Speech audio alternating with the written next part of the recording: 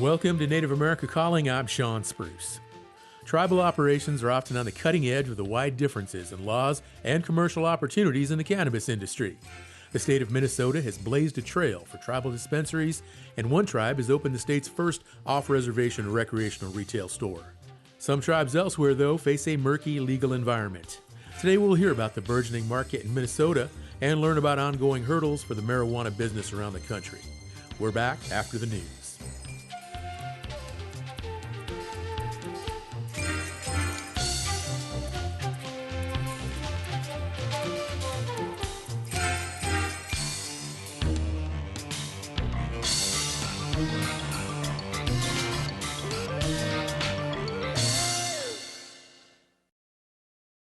This is National Native News. I'm Antonia Gonzalez. As the Trump administration looks to combine multiple fire agencies under one organization, firefighter numbers are dwindling.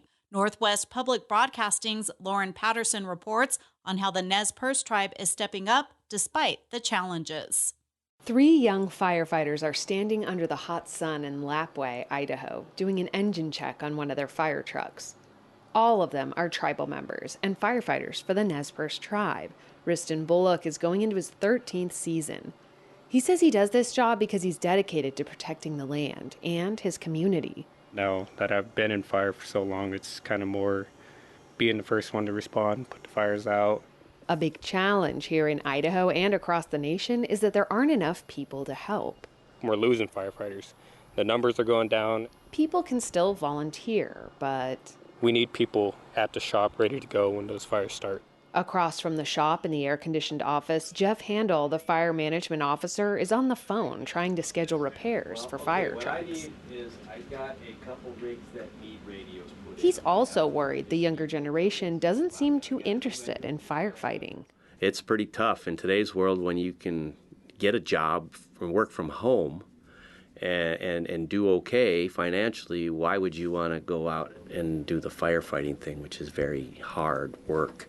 Back at the shop, the firefighters are organizing equipment like ropes and hatchets. There could be changes coming to how the Nez Perce Tribal Fire Crew works with other agencies in the region.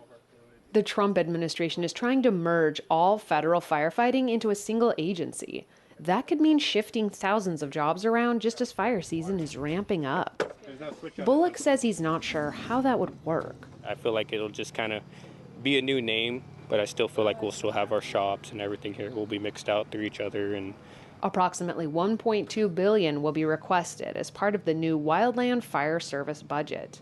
For now, Bullock and the rest of the crew aren't giving it too much thought. They're busy getting ready for the next call. Reporting in Lapwai, Idaho, I'm Lauren Patterson. The U.S. Senate is still drafting its version of President Trump's so-called Big Beautiful Bill. Tucked away in that proposed budget is a measure to renew compensation for those who had been exposed to radiation from uranium mining and nuclear weapons testing. KJZZ's Gabriel Pietrozio has more. If finalized, the Radiation Exposure Compensation Act would now sunset in 2028. It also expands eligibility for claims from the Trinity test site in New Mexico, where the first atomic bomb was detonated, and to more uranium miners. The Navajo Nation has been lobbying to reinstate RECA since it expired last June. I'm in just so much pain all the time. Maggie Billyman is Navajo. She has COPD and was recently diagnosed with liver and kidney disease. While downwinders like herself are hopeful about RECA returning, they're also concerned that lawmakers are considering huge cuts to health services. This big, beautiful bill is just something else. You get help from the RECA compensation, right? And then take Medicaid and Medicare. It just doesn't make any sense. For National Native News, I'm Gabriel Pietrozio. Janie Hip was recently named Chickasaw Nation Dynamic Woman of the Year by Chickasaw Nation Governor Bill Anatubby. Hip has dedicated her nearly 4-decade career to food sovereignty through agricultural law, including her work at the USDA and the Native American Agriculture Fund. The award honors Chickasaw women who have made significant contributions to the Oklahoma tribe. I'm Antonia Gonzalez.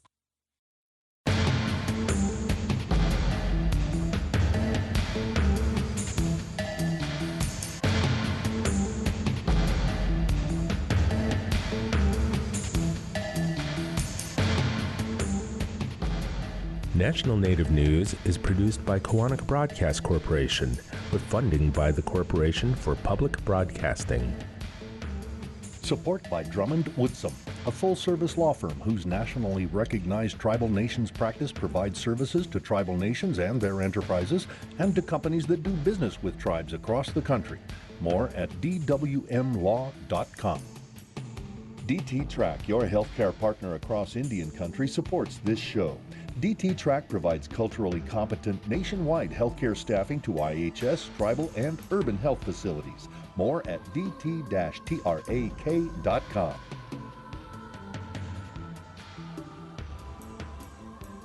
Native Voice One, the Native American Radio Network.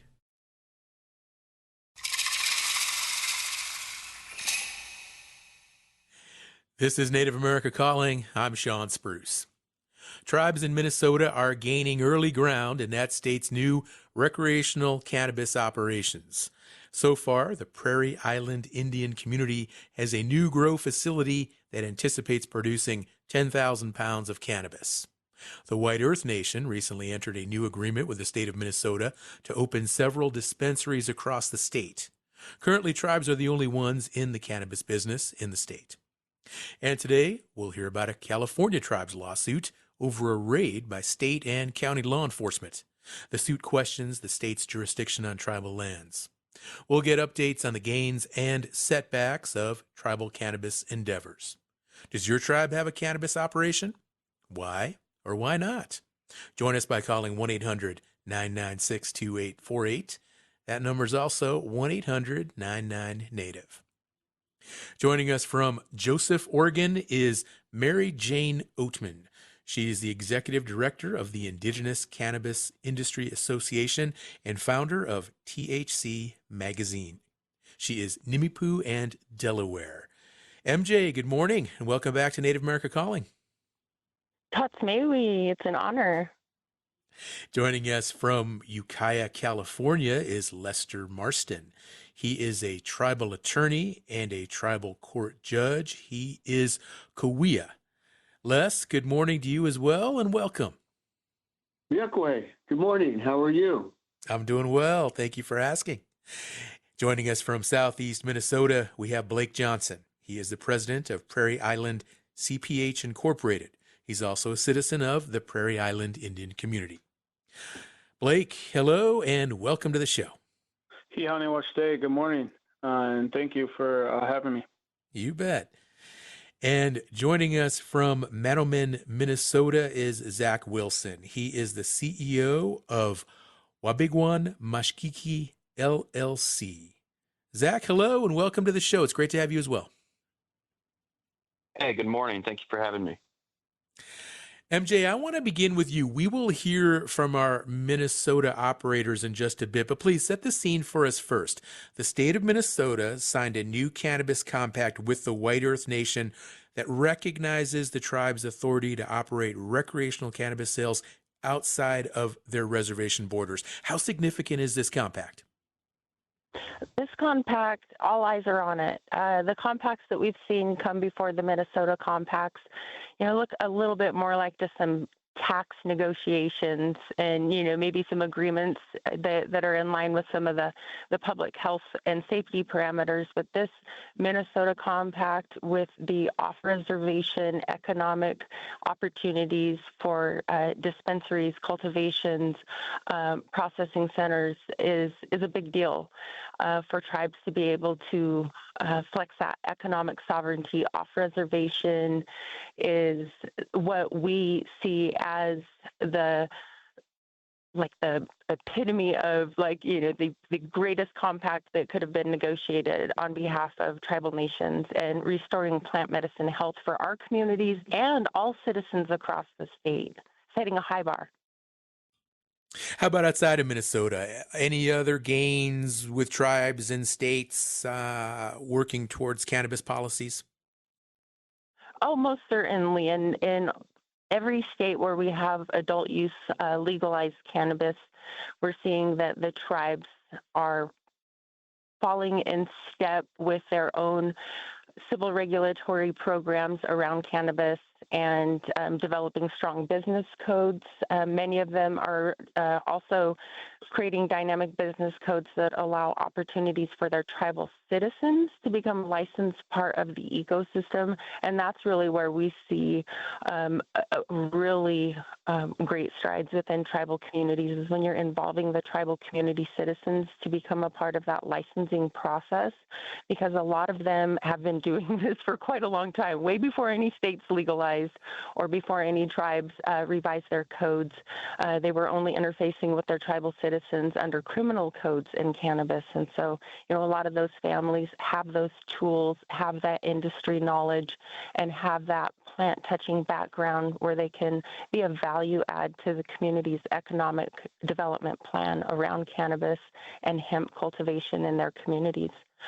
States where they're allowing opportunity for social equity licensing and application. Again, in Minnesota, we're seeing this where our tribal citizen intake in Minnesota has seen an uptick from Minnesota citizens that have gotten their license that are also tribal citizens that now are figuring out how they expand with a meso business license now under their state, and figuring out all of those complexities that most license award winners do in other states. But the cannabis compacts that we see in states like Washington really seem to have not had that really downstream vision of tribal citizens being able to participate. So they're, trying to model out and replicate what states like Minnesota are doing now.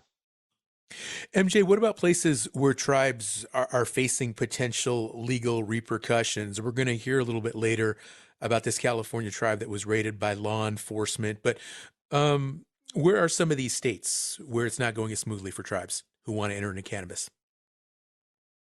Well, states like where I'm from, like Idaho, things aren't going so smooth. We have passed within our own tribal codes and tribal law, some progressive cannabis laws, but being able to implement those in a state where there's still prohibitions under state law have been difficult. I know that other states where they have opened up, they have not, unfortunately, had the same intergovernmental cooperation and upholding of tribal sovereignty like we've seen in Minnesota or Washington State or Nevada, where we've seen some of those earlier compacts.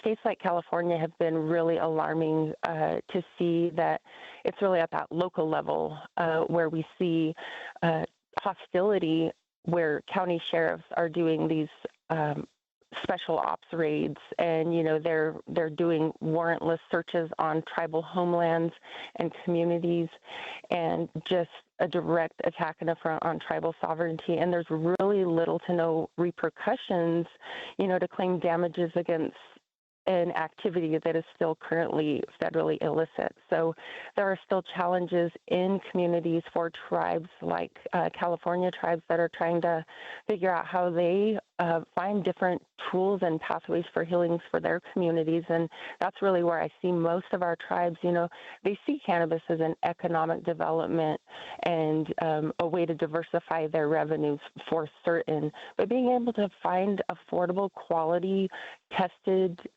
medicine in their communities and access for their tribal citizens is really the biggest priority that we're seeing at the Indigenous Cannabis Industry Association. Zach Wilson, I want to bring you into the conversation as well. This new compact with Minnesota and the White Earth Nation, why is it important for the tribe? Yeah, I think there's kind of a handful as far as number one, just the economic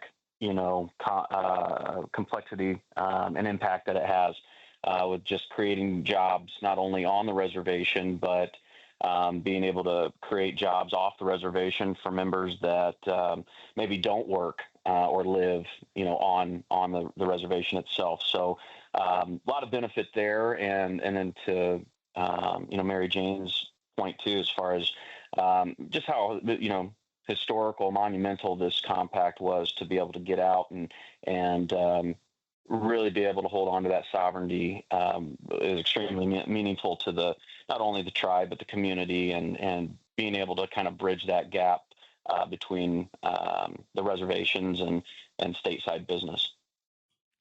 What all went into ironing out this agreement with Governor Walz? Was there a lot of legwork involved, a lot of time? Yeah, absolutely. I think we were close to a year working on this, going through lobbyists and our own in-house counsel for the business for Wabaguan, as well as the tribes council as well. And yeah, a lot of negotiations. Like you said, when you look at this compact, we worked really, really hard to make sure that we checked a lot of boxes to make sure that White Earth was able to regulate off of the reservation.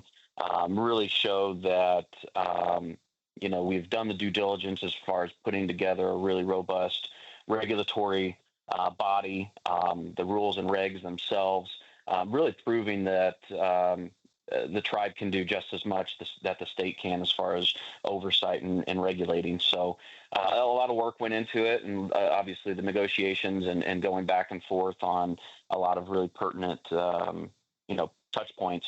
But we were really successful, we think, in getting that done. And we're just, I know everybody's very excited and very proud of what we've been able to accomplish. Zach Wilson and Mary Jane Oatman kicking off our conversation here today on Native America Calling. And we're talking about the cannabis industry and tribes that are actively engaged in the cannabis industry, and some recent legal and political developments that tribes are facing with regard to their business interests in the cannabis industry. So we'd really like to bring some listeners into the conversation as well. Maybe you are involved, your tribe is involved in the cannabis industry, or maybe you as an individual are involved in the cannabis industry. I'd like to hear your insights. Would like to hear about your experiences, your perspectives. Just give us a call at 1-800-996-2848. We've got the phone lines open, and we have producers who are waiting for your call. Just pick up that smartphone and tap 1-800-996-2848 on that touchscreen. That'll connect you with our Albuquerque studio, and you can share your comments on the air with listeners all across Turtle Island who tune in every day to Native America Calling. Stay with us. We'll be right back.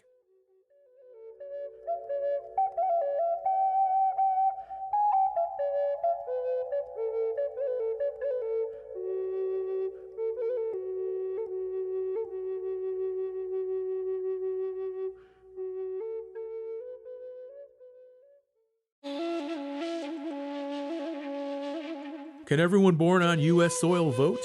A case in Alaska involving residents from American Samoa could put that question to the test. Nearly a dozen residents of a small town are charged with voting illegally.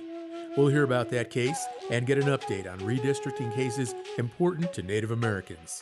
That's on the next Native America Calling.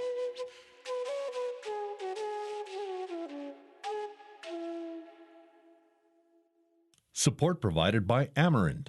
Amerind is 100% tribally owned and partners with tribes and their businesses to provide affordable commercial insurance coverage, protect tribal sovereignty, and strengthen Native American communities by helping to keep dollars in Indian country.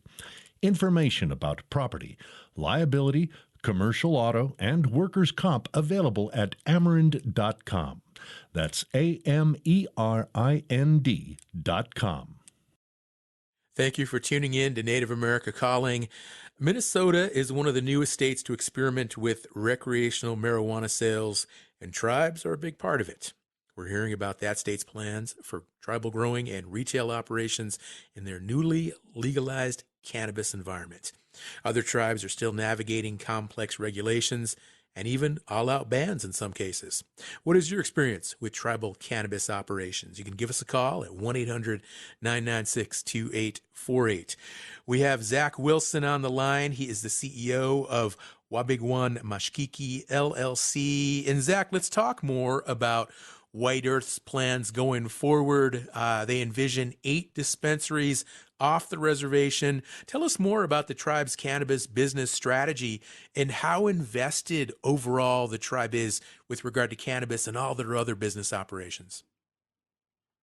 Yeah. So, with the compacting that we had put together, we wanted to make sure that there were ample opportunity and options for the tribe to exercise with the licenses that were available. So, getting the 8 licenses for retail was a very big deal for distribution purposes, and then knowing that we would potentially get the rest of the licenses that were available stateside with processing and manufacturing, as well as cultivation, delivery, et cetera. So there was some strategy as far as making sure that whatever options we wanted to have, we had available. And, the infrastructure that we have on the reservation currently, making sure that speed to market, fit the strategy as well. So if there were opportunities to start growing literally the business, with more flower in a facility that may already be built and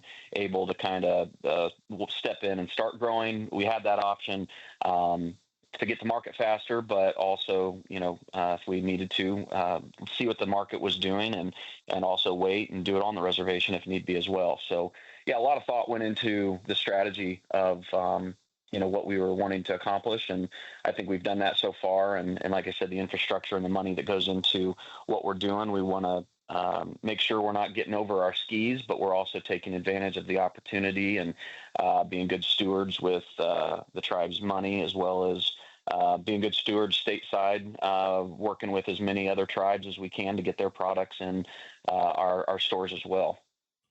Now, will any of these dispensaries be in large population markets like the Twin Cities, or will they be in regional markets closer to White Earth tribal lands? No, we're trying to expand far and wide, strategically, as far as where those will go. In the metropolis, bigger city, bigger markets. Our first one was in the Moorhead area. That kind of worked out well for us, being that it was somewhat regional and close to us, but it is a large border town, with with North Dakota. So we knew we'd get a lot of traffic with Moorhead by itself, and that was strategically thought of. And we have got a second one getting ready to open in St. Cloud, actually next week, right before July 4th. Again, another large population, and just trying to make our way down closer and closer to the cities, just strategically. Thank you, Zach. Let's bring Blake Johnson into the conversation now. He is in Southeast Minnesota, president of Prairie Island CBH Incorporated. And Blake, your tribe launched a 13-acre cannabis campus, and it will produce more than 10,000 pounds of cannabis. What led the tribe to enter the cannabis market?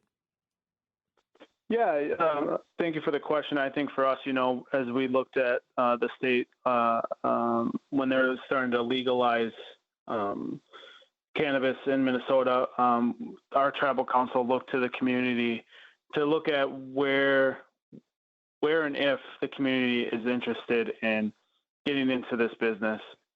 As most tribes would like to say, any opportunity for business is important for our tribal communities. It supplies, revenue sources for communities to provide healthcare, education, the basic needs for communities to operate and to help their community members. And so, as we looked at, where we'd wanted to get involved in this business venture, we took it to the community, and the community was super interested and excited to look at the business opportunity, and came along the lines of originally just open up a retail and on reservation and going from there. But as we started to build out that dispensary, we did notice that there was a shortfall of product, and for us to open up the dispensary, we not only are looking internally at what that would mean for us, but looking out towards the other 10 tribes in Minnesota, and being able to look at intertribal trades, and looking at how we can partner with other tribes. So as we moved along, we took a dive into the 13-acre campus, and started building that out and looking at, indoor grow cultivation, outdoor cultivation, and then which led us into greenhouse as well. That campus serves multi-purpose. We do in-house manufacturing and production as well, and we also included and built out a distribution company, Takahe, which will be the distribution company for cannabis.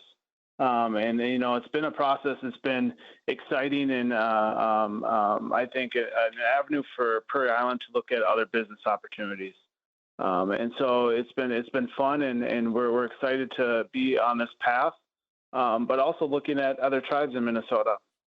I think our relationships with tribes is very important, and being able to work together and try to be able to supply product to each other, look at different ideas together, and that's what we have done. And we're excited to see this where this goes and how we can move this along.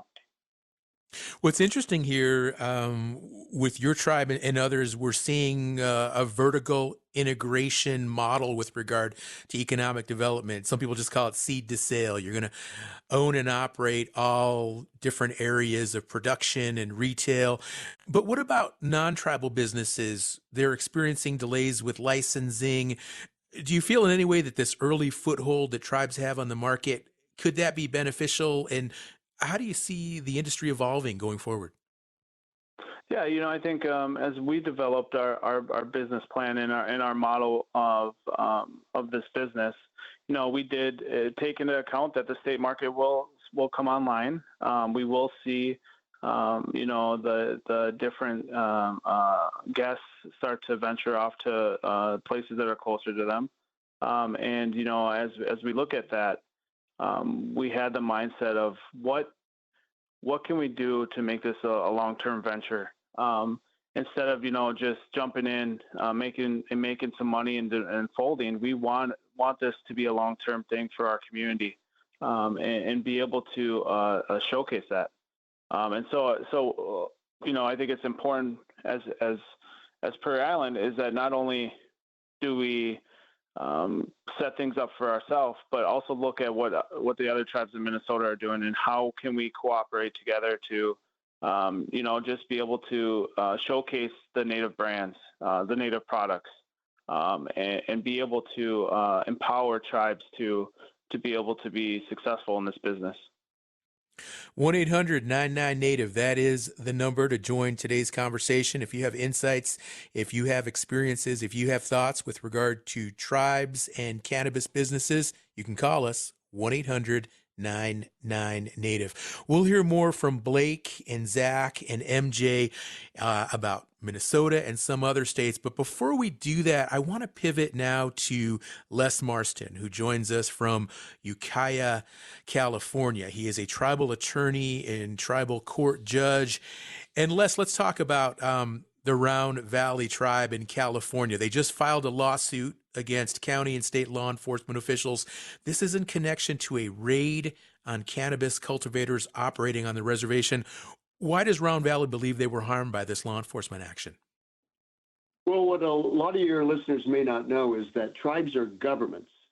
And under the United States Constitution, they retain the sovereign authority to govern themselves on their reservations.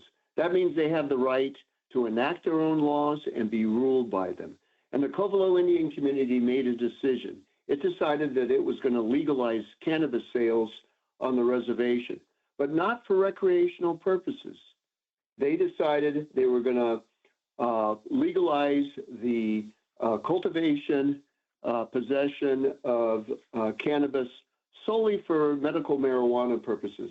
And so they enacted a comprehensive tribal law, licensing, doing background checks, and regulating their tribal members who needed to possess and use cannabis for medical purposes.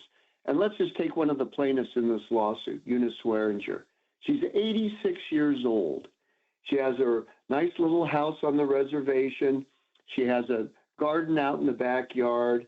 Under her license, she grows about 10 plants All of a sudden, she hears a knock on the door, and there are California Highway Patrol officers, deputy sheriffs in flak jackets carrying AK-47s, demanding that she raise her hand. She asks if they have a search warrant. They say they do, but they don't produce it.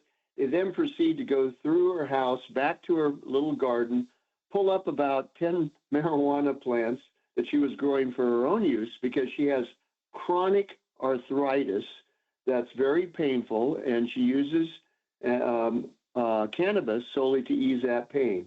They ripped up her plants, they brought in a bulldozer, they knocked down her fence, and then they bulldozed her garden. Now, Les, what was the justification? I'm sorry.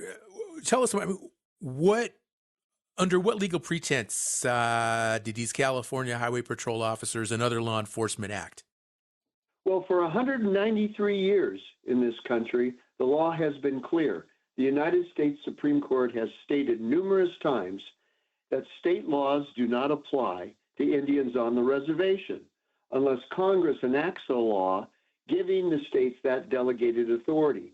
Here in California, the only law, federal law, that gives the states any authority to enforce state laws on the reservation is a law commonly referred to as Public Law 280.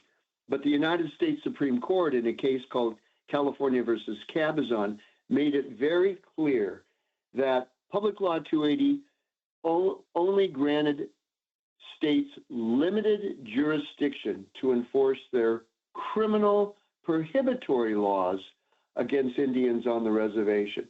Now, what's a criminal prohibitory law?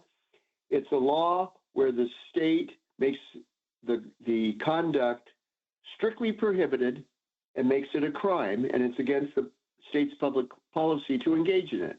A good example is first-degree murder. Under California law, you can't plan and premeditate to kill somebody. It's strictly prohibited. But the United States Supreme Court said if California enacts a law where they allow the conduct but simply regulate it and tack on some type of criminal penalty to it, then the state can't enforce that law against Indians on the reservation. Here in California, California has legalized both recreational and medical marijuana. So it's not against the state's public policy off the reservation to cultivate, to possess, to buy, to sell cannabis.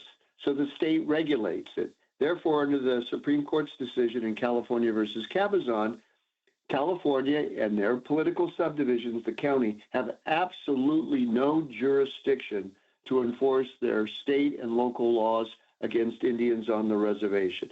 And that's what they did here. How do you see this lawsuit playing out? And what are the greater implications of this lawsuit with regard not only to tribes that might be growing cannabis or have legal cannabis operations within their tribal borders, but even other legal issues or businesses that tribes are involved in? Well, tribes are constantly having to defend their sovereignty. States and local governments are constantly trying to assert and enforce their laws on the reservation. As I said, 193 years ago, the state of Georgia tried to enforce its laws on the Cherokee Nation's Indian reservation. And at that time, the Supreme Court said, no, under the United States Constitution, Congress, not the states, have the authority to regulate commercial transaction and decide what laws will be applicable on the reservation. And absent an act of Congress, states have no jurisdiction on the reservation. So 193 years ago, we thought this issue was settled and over with. And here we are today, still litigating whether the state can enforce its speeding laws, whether it can enforce its cannabis laws. So hopefully, we're going to at least get a definitive decision out of the federal courts regarding cannabis, and that neither the state nor the counties have the authority to enforce their laws against the tribe and members of the tribe when they're growing, cultivating, possessing, and using cannabis within Indian country. Les, we've got a couple of minutes before we got to take our next break. I want to ask you one more question. The Mendocino County Sheriff has warned about cartel activity involving growing operations on the tribe's land. He also warned about what he said was the potential for a narco state. Tell us more, and how has the tribe responded to these concerns or allegations? Well, there is organized crime and a cartel growing cannabis in Mendocino County. The tribe had been complaining to the sheriff for months to try to get the sheriff to put together this kind of task force to go after the cartel. Instead, he puts together a task force and goes after 86-year-old Indian women on the reservation, who everybody knows is not involved in organized crime. He doesn't consult with the tribe ahead of time. He doesn't notify tribal police ahead of time. He doesn't in any way attempt to coordinate any effort. In my opinion, this was just a show for him so he could say, well, I'm out there and trying to shut down organized crime. If he was really serious about going after organized crime, he would have consulted with the tribe. He would have coordinated with tribal police. The tribe would have gave him a list of all of their licensees who have the right under tribal law to cultivate and possess. He wasn't interested in that. We're going to take a short break here. We'll be back and we'll hear more from Les Marston. And we do have the phone lines open for anyone who has any thoughts on any of the issues we're talking about today. Cannabis operations in the state of Minnesota and elsewhere. And also the Round Valley Tribe in California filing this lawsuit against county and state law enforcement officials. Give us a call, 1-800-99-NATIVE. Indigenous leaders, diplomats, top government officials, and global business executives will attend Arctic Encounter 2025, North America's premier Arctic policy and business event. From July 30th to August 1st in Anchorage, Alaska, this international summit convenes voices from across the Arctic and beyond to explore community resilience, critical infrastructure, and traditional knowledge in the age of great power competition and shifts. Registration for this global dialogue at arcticencounter.com, who support this show. We're glad you're with us today on Native America Calling. Is recreational cannabis transforming your community for good or bad? You can join this conversation today by calling in at 1-800-996-2848. That's 1-800-99-NATIVE. Let's hear more from Les Marston. And Les, in addition to the elderly woman that you mentioned earlier, there are two other plaintiffs in this Round Valley Tribe's lawsuit there in California. What can you tell us about those two other plaintiffs, and what are the next steps for the legal fight? Well, both of those other plaintiffs are just like Eunice. They both have either glaucoma or chronic arthritis or other types of illnesses. They're in constant pain. Medical marijuana relieves that pain for them. So they both made application to the tribe for a license, went through the background checks, had their gardens inspected by the tribe, obtained a license to possess a certain number of plants and grow a certain number of plants per year for their own personal use and consumption, not for sale. And like Eunice Swearinger, officers showed up at their door. In one case, the gentleman wasn't home. His son answered the door, and his son was confronted by, once again, law enforcement in flak jackets carrying automatic weapons. And he immediately got on the phone and called his dad. And his dad got on the phone with one of the officers and said, "Do you have a search warrant?" And they said, "Yes, we do." And so based on that, he believed the officer and gave the officer the authority to go through the house and search for illegal aliens and and cannabis, right? And then, of course, the officer told them that they would produce be happy to provide them with a copy of the warrant, which they never did. So, where do we go from here? Well, that's why we filed suit in federal court. We filed suit in the United States District Court for the Northern District of California. Case was assigned to federal judge Illman out of Eureka. Of course, the county immediately tendered the defense of this lawsuit to their insurance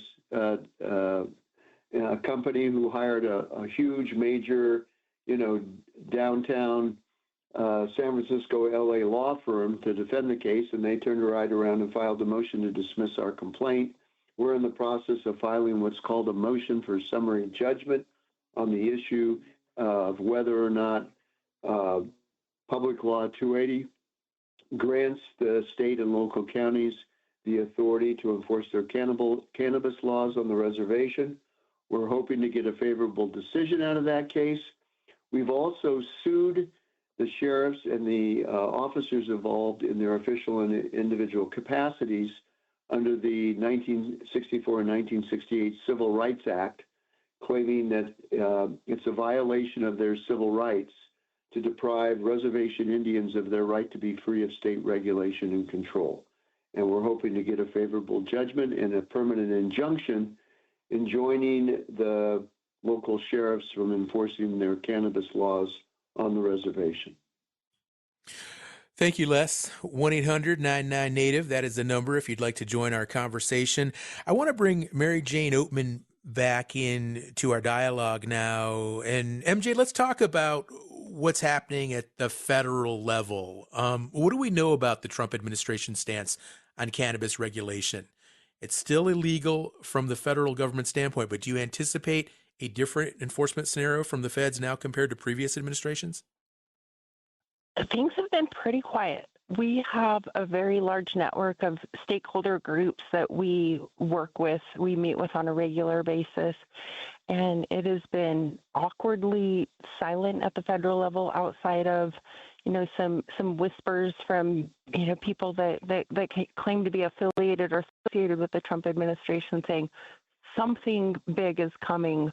Well, the only something big that we've seen coming is a direct, attack on hemp-derived cannabinoids under the Farm Bill and states rolling back hemp laws in their respective jurisdictions. And we've seen, raids in other shops across California for production of hemp-derived products. So, we used to joke metaphorically again, would they ever try to put the toothpaste back in the tube? I don't really necessarily anticipate everything, when it comes to this administration.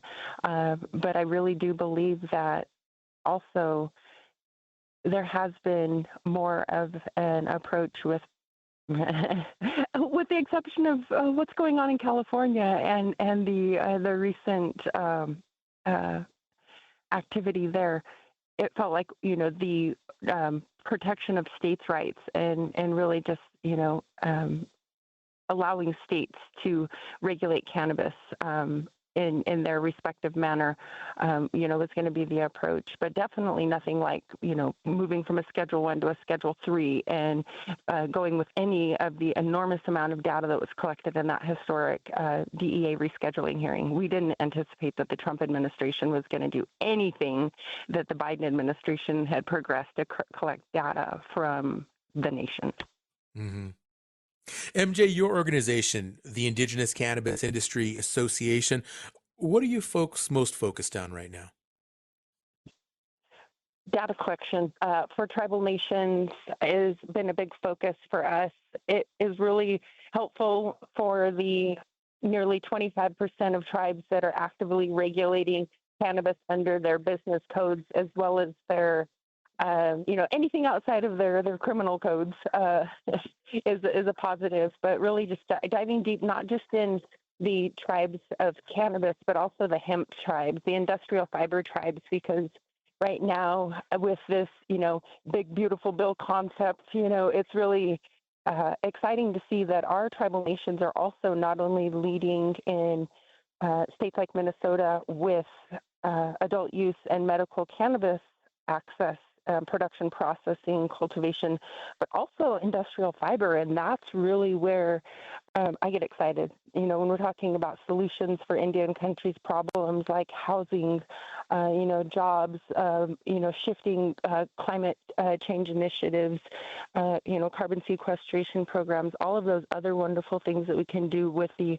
hundreds of thousands of acres. Because, when we're talking about these cannabis footprints, it's great to hear, 30, 40, 50,000 square feet. That's massive, in scale for an indoor cannabis operation to really be able to have a big economic impact for a community. But when we're talking about healing the land and, the rematriation work, it's really in the Farm Bill. And we really are focusing and trying to balance our work between tribes, industrial fiber, cannabinoid attacks for hemp-derived cannabinoids with the technical assistance and tools that tribes are needing. And some tribes are just realizing that we need to build a war chest for Indian country to protect attacks against tribes and work in a more united front. And that's also what we've been doing as the nation's, first and only trade association serving tribes in cannabis is, a unity coalition and really getting tribes to see the value and benefit of creating a data policy center for Indian country. So we have, done some amazing partnerships, and the most recent one is to take the whole universe of the nearly 60 tribes that are operating tribal cannabis enterprises and dig deep into those numbers and find out, what kind of economic impact, jobs impact, and community impact that cannabis legalization has had for them to help shine the light and guide and steward the 75% of tribes that are still trying to figure out this complex industry. Thanks, MJ. Blake Johnson, president of Prairie Island CBH Incorporated. I want to ask you about data because 13-acre cannabis campus, this very, very large growing operation, and all of the other aspects of the business that is taking place must be a huge need for accurate, timely data. How do you folks approach that question of getting the most up-to-date data that you can use to grow this business? Yeah, I think as we look at where Minnesota's going and, where we're at right now, and tribes' ability to enter the market early before any other competitors. We've been collecting data on not only is it our current dispensary, which has been open for, but looking at what the numbers look like. Checking out and being so close to the Twin Cities, St. Paul, Minneapolis area, and seeing, who's coming from where and how we can all put that together so that we can develop a plan to build out and fully utilize our cannabis campus. We're still in the growing phases of building out that campus. There's still a lot of potential there. But from where we're at now, we have that opportunity to supply portions of the market and be able to supply not only our tribe, but other tribes in the state to get their businesses up and running and what that entails. As a collective from tribes in Minnesota, I think there's opportunity to really have a big piece of this market. You look at White Earth with Zach, they're developing something big. You have Mille Lacs developing something big. And Red Lake, and so as we look at the data, I think there's a lot of information to collect, and as we gather that, being able to use that to build out something for the long term and to really showcase, how can this be done right, and with the ultimate goal of, being able to bring in other income to support our community. Zach Wilson, how about you? Do you have any early data or insights for how to respond when more non-tribal businesses ultimately enter the cannabis marketplace there in Minnesota? Yeah, we are. We're definitely paying a lot of attention to that. Same thing, collecting a lot of data on where folks are coming from, how much they're spending, what type of products are they buying. So really, really making sure we're paying attention to that. But honestly, right now, there's eyes on everybody, especially with Prairie Island and White Earth, as well as Red Lake, being first to market with products. So a lot of eyeballs are everywhere from a quality standpoint, and just making sure that we're doing things the right way, and making sure that that's coming across. So it's a little nerve wracking, but at the same time, I think we're all doing a really good job so far of getting good quality products out there. But once we get some more of that information, it's going to help drive what we should be doing. We don't want to be all to all. We want to get a little more specified and specific to different products, but we got to wait till the market tells us what they love about us and what they don't, and we have to listen to the market and pivot when needed. Zach, why did Minnesota give what appears to be a competitive advantage to tribes there with regard to cannabis? What's their ambition? What's their motivation? You know what? I can't really speak for them necessarily. I know there's a long history of, relationships between the tribes and the state that have been somewhat decent over the years. I really can't speak to that. I really don't know 100%. I think we've just been really fortunate that the existing government that's in place has been willing to come to the table and talk through the worry points and things that have been concerns for the tribe. And I think we've just been really blessed that it hasn't fallen on deaf ears. And again, the negotiation team was really able to spell out a lot and make sure that, like I said, that rules and regs and the tribal regulatory authority was in place.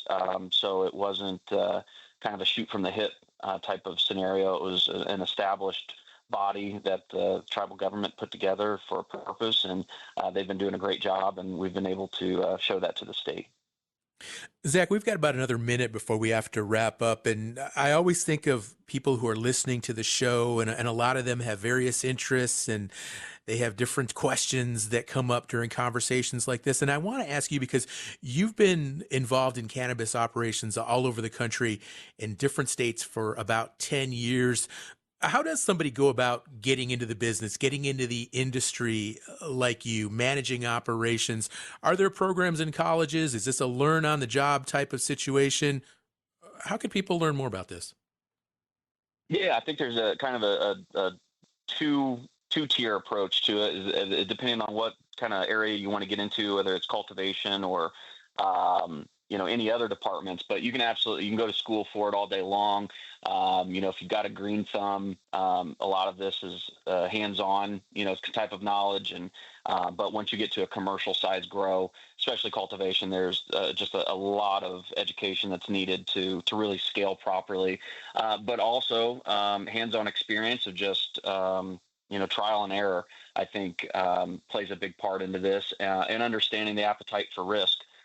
Especially from a tribal government or even tribal member standpoint, depending on what kind of money you're willing to invest and potentially lose, because you can absolutely lose in this industry just as much as you can gain. So being very thoughtful of that. But like I said, education, school, and or hands-on, both are great routes if you have them available. All right, we are out of time, so I want to thank all of our guests on the show today: Zach Wilson, Blake Johnson, Les Marston, and Mary Jane Oatman. Appreciate you all very much for sharing your time and your expertise with our listeners. We'll be back again tomorrow, getting updates on voting issues. Authorities are charging a handful of people in an Alaska town with voter fraud. They were all born on U.S. soil and have U.S. passports. We'll find out the details of that on the next episode of Native America Calling. Hope you'll tune in. I'm Sean Spruce. Yat Guys, don't wait until you have symptoms. Regular checkups may catch health issues early, and conditions like diabetes, heart disease, liver disease, and prostate cancer are more treatable when caught early. Ask your Indian health care provider what health checks are recommended for your age and lifestyle. A message from the Centers for Medicare and Medicaid Services.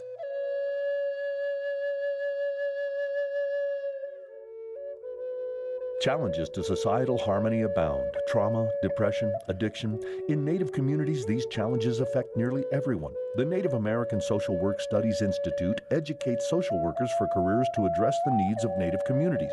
You can be part of the solution as a peer support worker, community health worker, or a counselor with culturally relevant training from the Native American Social Work Studies Institute. Info at online.nmhu.edu. New Mexico Highlands University supports this show.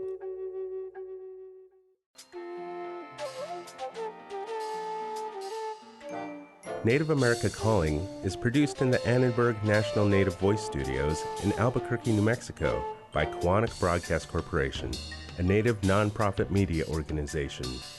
Funding is provided by the Corporation for Public Broadcasting with support from the Public Radio Satellite Service. Music is by Brent Michael Davids. Native Voice One, the Native American Radio Network.